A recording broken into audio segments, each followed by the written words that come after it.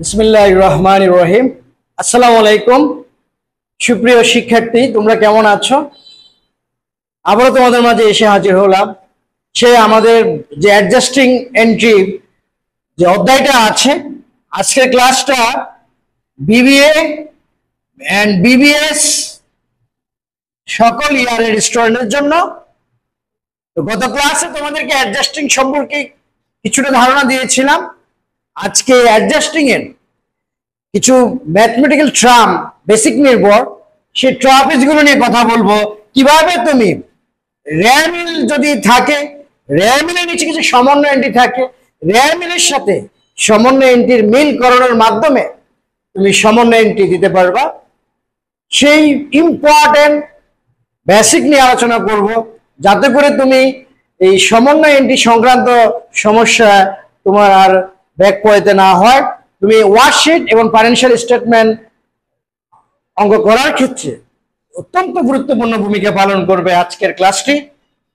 সুপ্রিয় শিক্ষার্থী, যে কোনো অধ্যায় বা অঙ্ক পারার আগে একটা স্টুডেন্টকে শুধু সূত্র পারলে হবে না, সূত্রের পাশাপাশি তাকে কিন্তু ট্যাকটিকটা রপ্ত করতে হবে, কৌশল রপ্ত করতে হবে।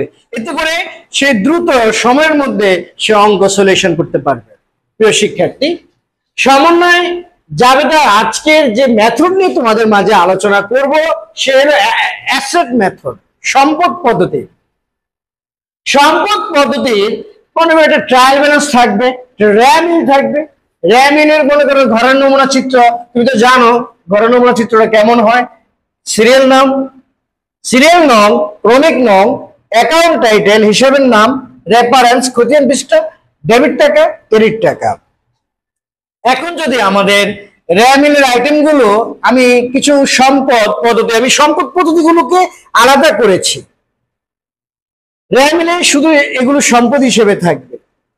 এই সম্পদের সাথে এই সমন্বয় সাধন করে তুমি সমন্বয় জাবেদা দিবা। আসো 1 নম্বর আইটেম, যেমন প্রিপেড ইন্স্যুরেন্স, অগ্রিম বীমা। প্রিপেড ইন্স্যুরেন্স, অগ্রিম বীমা, অগ্রিম খরচ সম্পদ।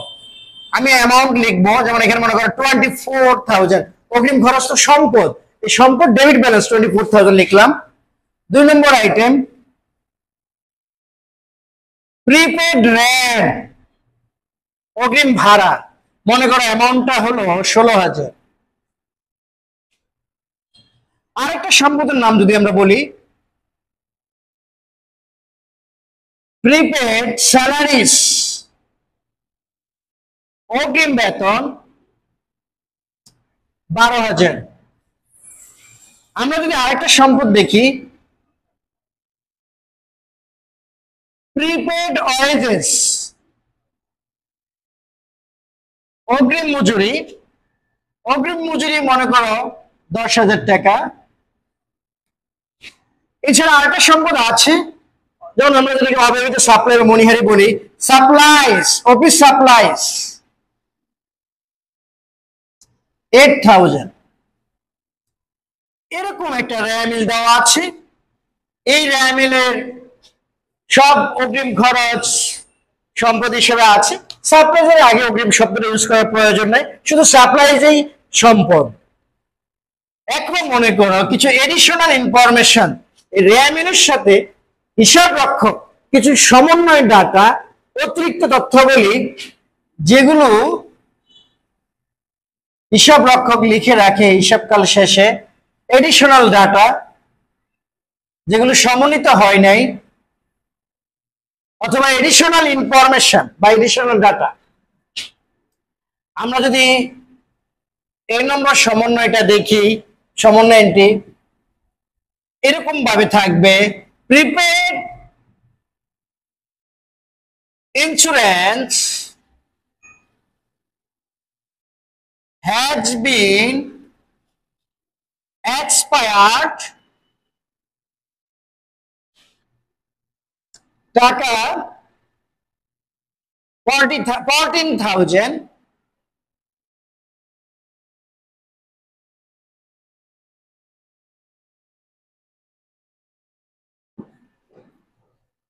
আবার প্রিপেড রেন্ট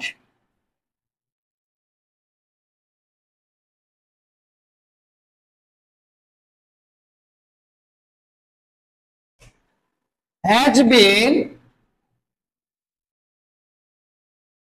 unexpired টাকা 6,000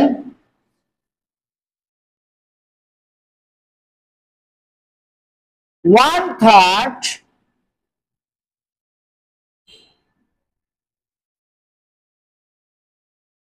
prepaid salaries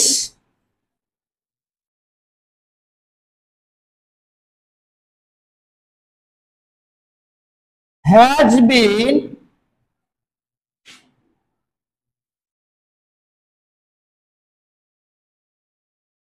expired.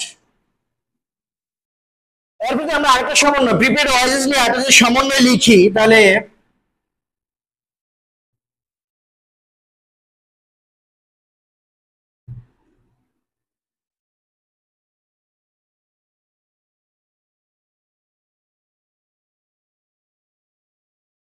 prepaid wages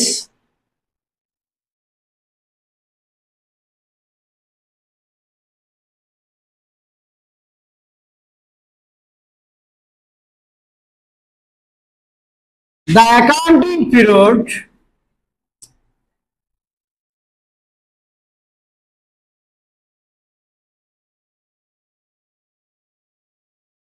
supply used টাকা 3,000।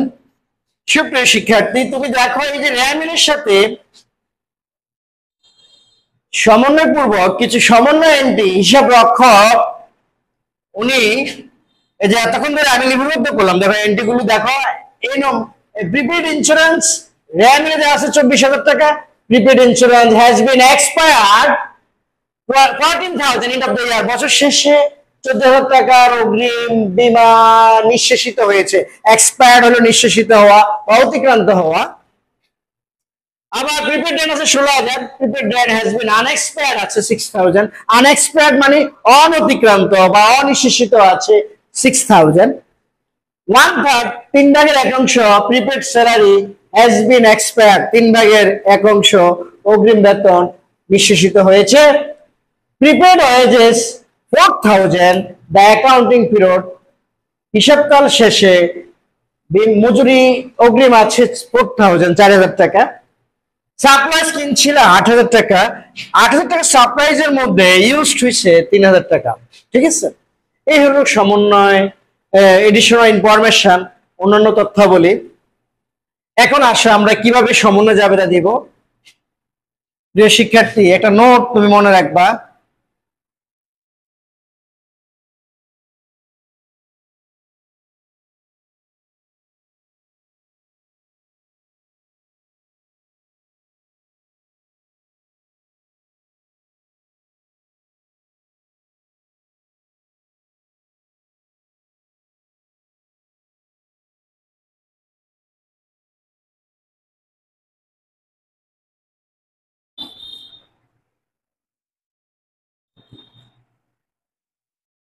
র্যামিনে যদি সম্পদ হিসেবে দেখিয়া থাকি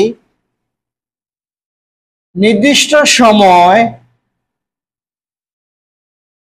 অতিবাহিত হওয়ার সাথে সাথে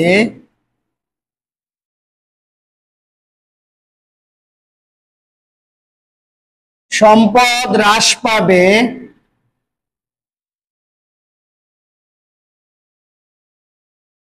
খরচ বৃদ্ধি পাবে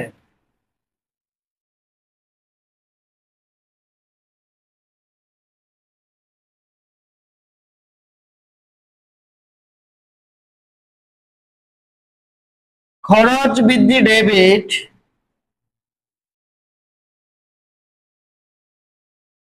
সম্পদ হ্রাস ক্রেডিট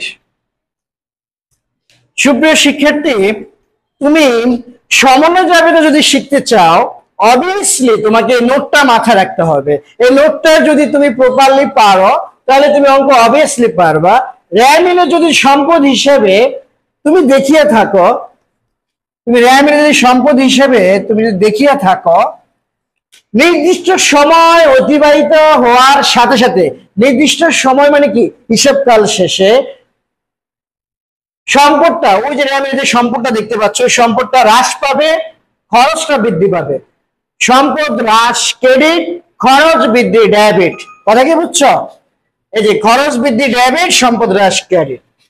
তোমরা কি এখানে বোর্ডে দেখো তো সবগুলো র্যাম মিলে সম্পদ হিসেবে দেখতে পাচ্ছ কিনা? যেমন prepaid insurance, prepaid rent, prepaid salaries, prepaid wages, supplies, এই সবগুলো র্যাম মিলে সম্পদ হিসেবে আমরা দেখিয়ে থাকি। দেখো সবগুলো সম্পদ হিসেবে দেখিয়ে থাকি। এই সম্পদটা হিসাবকাল শেষে এই সম্পদটা হ্রাস পাবে। সম্পদ হ্রাস পেলে খরচ বৃদ্ধি পাবে, আর এই খরচ বৃদ্ধি ডেবিট, সম্পদ হ্রাস। ওকে, এই হলো বেসিকটা, মাথায় রাখবা। এখন আসো আমরা অ্যাডজাস্টিং এন্ট্রি দেই। আসো, অ্যাডজাস্টিং ঘর করা লাগবে না, জাস্ট জাবেদের শিখাটা আমাদের এসেনশিয়াল। আমরা আসলে জাবেদের একটু ভালোভাবে শিখি। আমি জাবেদার নমুনা তোমাকে দেখাবো। আমি এখানে লিখলাম adjusting entry.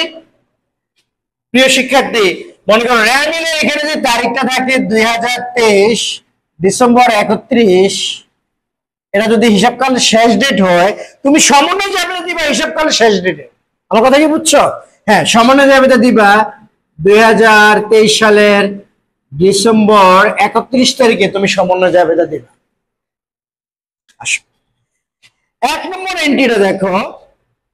Prepaid insurance has been expired, টাকা 14,000 এন্ড অফ দ্য ইয়ার। অগ্রিম বীমা নিঃশেষিত হয়েছে। তাহলে কি নিয়ে কথা বলা আছে? অগ্রিম বীমা নিয়ে। কি নিয়ে? অগ্রিম বীমা। প্রিয় শিক্ষার্থী, অগ্রিম বীমা কি র্যাম মিলে সম্পদ হিসেবে আছে? অবভিয়াসলি সম্পদ হিসেবে আছে। আর সম্পদ হিসেবে থাকলে ওই সম্পদ হ্রাস পাবে, ওই প্রিপেড ইন্স্যুরেন্স সম্পদ হ্রাস পাবে। সম্পদ হ্রাস ক্রেডিট, সম্পদ হ্রাস পাইলে কি বৃদ্ধি পাবে? সম্পদ হ্রাস পেলে খরচ বৃদ্ধি পাবে। কেমন? তাহলে আমরা কি লিখতে পারি prepaid insurance credit, insurance expense debit? অবশ্যই লিখতে পারি। ওই প্রিপেড ইন্স্যুরেন্স সম্পদটা হ্রাস পাবে, সম্পদ হ্রাস ক্রেডিট। তার মানে প্রিপেড ইন্স্যুরেন্স ক্রেডিট, ডেবিট হবে কি insurance expenses debit. Insurance expenses debit, prepaid insurance credit. ঠিক আছে প্রিয় শিক্ষার্থী, এখন আসো আমরা টাকার পরিমাণ লিখবো। আমি র্যামিনের দিকে তাকিয়ে ঠিক এই নোট ফলো করে দুইটা হিসাব লিখলাম, একটা ডেবিট হিসাব আর একটা ক্রেডিট হিসাব।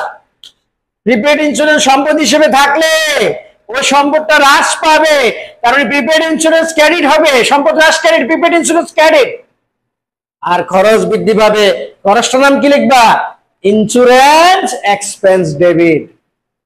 টাকার পরিমাণ লেখার সময় অবশ্যই তুমি মাথায় রাখবা যে এক্সপায়ার্ড কত হয়েছে, এক্সপায়ার্ড কত হয়েছে। তুমি টাকার পরিমাণ লেখার সময় এটা অবশ্যই মাথায় রাখবা, তাহলে তোমার টাকার পরিমাণ লিখতে অসুবিধা হবে না।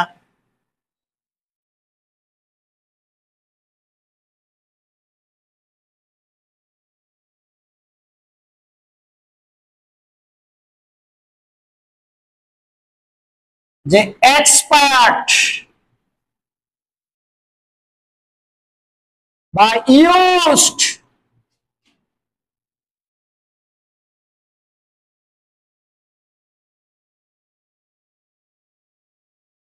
ইউজড কত, তুমি ওই টাকাটা লিখবা। এক্সপায়ার্ড বা ইউজড কত হয়েছে ওই টাকাটা লিখবা। তোমার এক্সপায়ার্ড কত হয়েছে, এক্সপায়ার্ড কত 14,000, তুমি 14,000 টাকা লিখবা।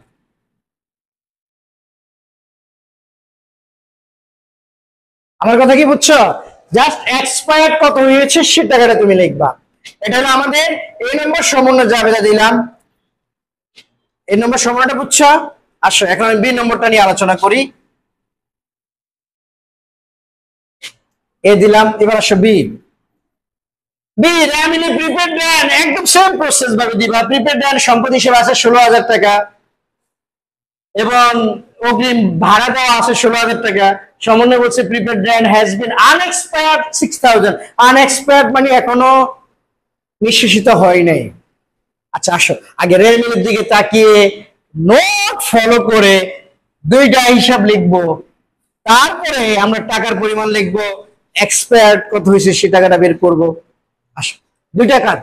তাহলে প্রিপেড র্যান্ড সম্পদ হিসেবে আছে, ওই সম্পদ হিসেবে রাখলে সম্পদ হ্রাস পাবে, সম্পদ হ্রাস ক্রেডিট, তার মানে প্রিপেড র্যান্ড ক্রেডিট। আর সম্পদ হ্রাস পেলে কি বৃদ্ধি পাবে? খরচ, খরচ বৃদ্ধি ডেবিট। খরচটার নাম কি লিখবা? RAND expenses debit. আমি কি কৌশল শিখাইছি? টাকার পরিমাণ লিখবো। এবার এক্সপায়ার্ড কত হচ্ছে, এখানে হচ্ছে সমানিটা পড়ো, prepaid RAND has been unexpired 6000, এখানে আনএক্সপায়ার্ড আছে 6000।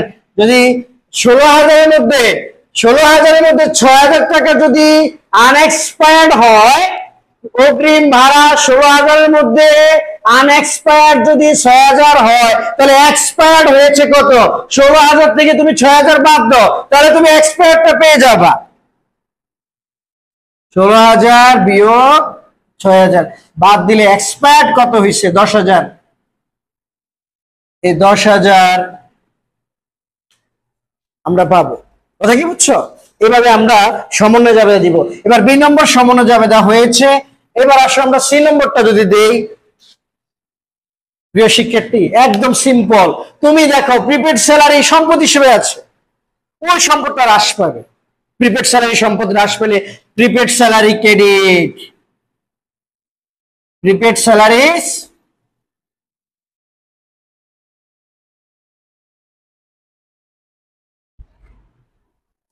ডেবিট হবে কি? স্যালারিজ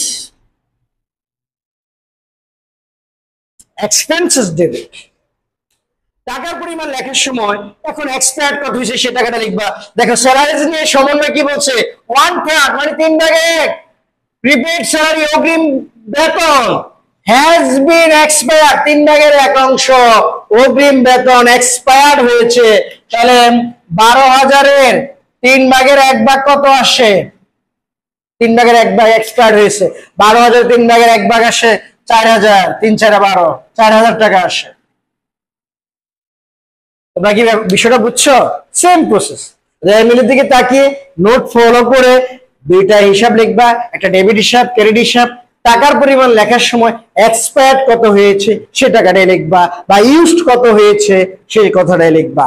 এক্সপায়ার্ড হয় অগ্রিম বীমা, অগ্রিম ভাড়া, অগ্রিম মজুরি এগুলির বেলায়, আর ইউজ শব্দটা হয় সাপ্লাইজের সময় ইউজ শব্দটা ব্যবহার হয়। কথা কি বুঝছো? সি এর পর আমরা যদি ডি তে আসি, প্রিয় শিক্ষার্থী, ডি বলছে প্রিপেড ওয়াইজের 4,000 টাকা অ্যাকাউন্টিং অগ্রিম মজুরি আছে 4,000 টাকা হিসাব করলে। আসো রেমিলটা দেখি, রেমিলের দিকে তাকিয়ে আর নোট ফলো করে দুটো হিসাব লিখি। রেমিলে বলছে অগ্রিম মজুরি 10,000, অগ্রিম মজুরি সম্পদ মানে প্রিপেড ওয়াইজেস সম্পদ হিসেবে আছে। সম্পদ হিসেবে রাখলে এই সম্পদ হ্রাস পাবে। সম্পদ কি পাবে? হ্রাস পাবে। সম্পদ হ্রাস ক্রেডিট, সম্পদ হ্রাস ক্রেডিট, তার মানে প্রিপেড ওয়াইজেস ক্রেডিট। তাহলে ডেবিট হবে কি? Wages expenses debit. তাহলে টাকার পরিমাণ লিখবো। দেখো অগ্রিম মজুরি আছে 10,000, হিসাবকাল শেষে মজুরি অগ্রিম আছে কত? 4,000। আমরা কি অগ্রিম মজুরি 4,000 টাকা লিখবো, না এক্সপায়ার্ড কত হয়েছে? এক্সপায়ার্ড কত সেই টাকাটা লিখবো। এক্সপায়ার্ড কত? তাহলে 10,000-এর মধ্যে 4,000 টাকা যদি অগ্রিম থাকে, তাহলে এক্সপায়ার্ড কত হয়েছে? 10,000 থেকে যদি আমরা 4,000 বাদ দেই, তাহলে তো আমরা এক্সপায়ার্ডের টাকাটা পেয়ে যাই কত? 6,000। পাই কিনা বলো? অবশ্যই পাওয়া যায়। দেখো তাহলে আমরা ওয়াইজেসটাও শেষ করলাম। এবার আসো আমরা যদি ডি নম্বর এন্ট্রি যদি সমন্বয় জাবেদা দেই, ই নম্বর এন্ট্রি ডি তো দেওয়া হয়েছে। আমরা যদি ই নম্বর এন্ট্রি সমন্বয় জাবেদা দেই, আমরা সাপ্লাইজ ক্রয় করেছি কত টাকা? 8,000 টাকা সম্পদ হিসেবে আছে। সাপ্লাই সম্পদ হিসেবে রাখলে সাপ্লাই সম্পদ হ্রাস পাবে। দেখো সাপ্লাইজ সম্পদ হ্রাস পাবে, সম্পদ হ্রাস ক্রেডিট, তাহলে সাপ্লাইজ ক্রেডিট। তাহলে ডেবিট কত কি হবে? Supplies expenses debit.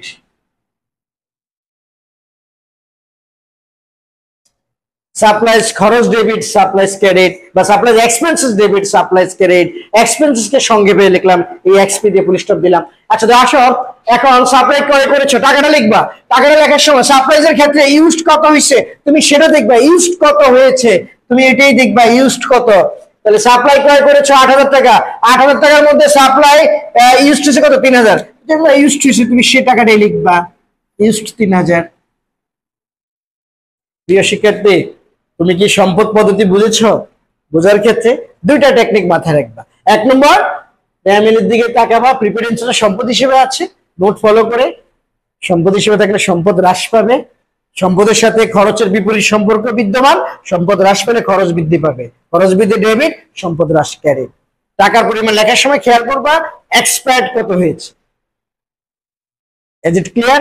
সুপ্রিয় শিক্ষার্থী, তোমরা সম্পদ পদ্ধতি সম্পর্কে জেনেছো এবং সম্পদ পদ্ধতিতে কিভাবে টাকার পরিমাণ বের করতে হয়, সমন জাবেদা দিয়ে টাকার পরিমাণটা কিভাবে লিখবা, দুইটা টেকনিক শিখেছি, সেটা আশা করি তোমরা রপ্ত করেছো।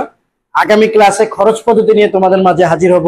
সে পর্যন্ত সবাই ভালো থাকবা, সুস্থ থাকবা, নিরাপদে থাকবা, পড়াশোনার মধ্যে থাকবা। আল্লাহ হাফেজ।